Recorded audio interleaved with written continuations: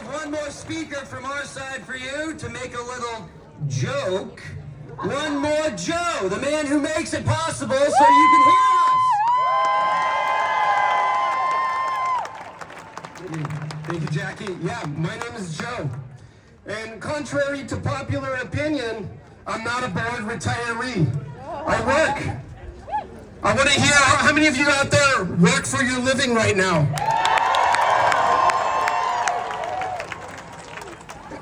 Contrary to popular opinion, I'm not an implant from California. How many of you have been here your entire lives? Contrary to popular opinion, I'm not paid by George Soros to be here. The reality is, I work and I want to retire someday.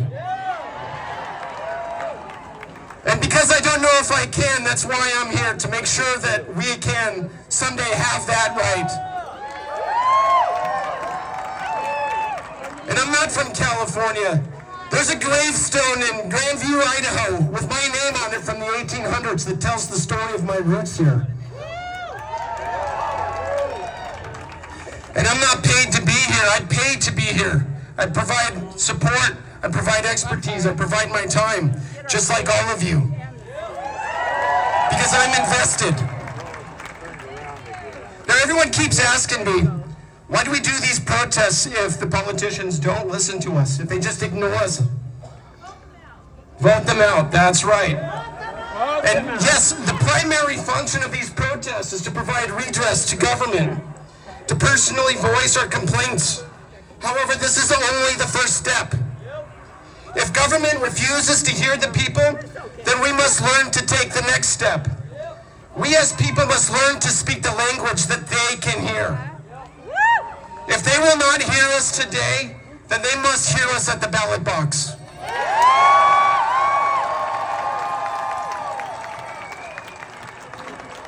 The other purpose of this gathering, and be forewarned, I'm assigning you homework today. It's to bring us together and organize. For I see 1,000 people here united in purpose, but we are all strangers to each other. We must leave today with less strangers and more friends.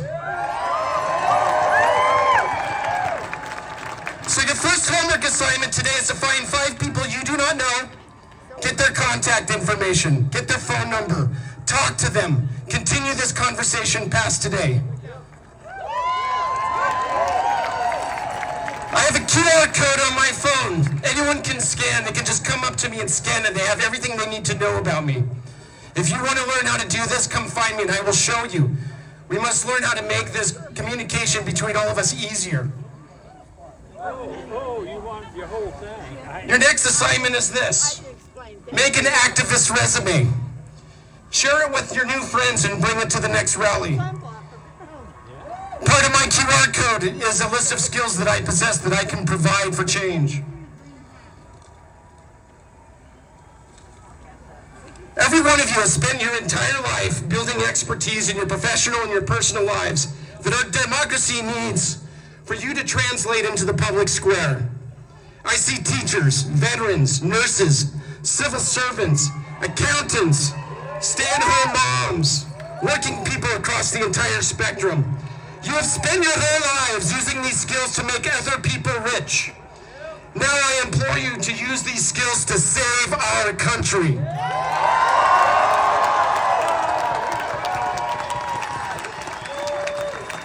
Are you a teacher? I need you to teach our children and our fellow citizens about our common duty and how this administration has hurt your ability to do your work. Are you a combat medic or a nurse?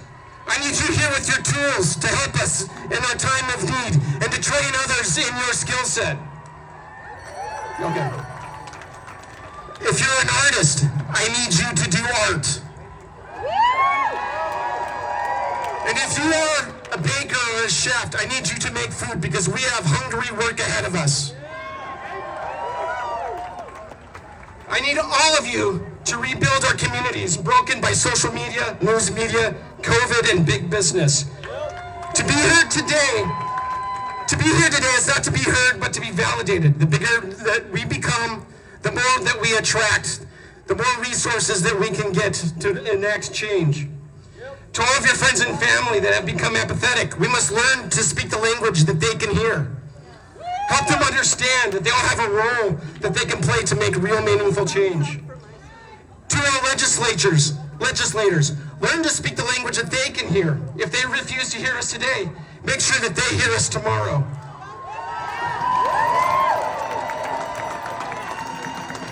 To the billionaire class that exploits us, learn to speak the language they can hear. Elon Musk still can't hear us yet, but I think he's starting to get it. To the MAGA citizens, and I've seen a couple of them out there, learn to speak the language they can hear. They must understand that we are not here just for us, but we are here for them too. And we are fighting for their right to a livable wage, accessible health care, education for their children and our children. And to Donald Trump, we promise we will speak the language that he can hear, and we will do everything we can to save our Constitution.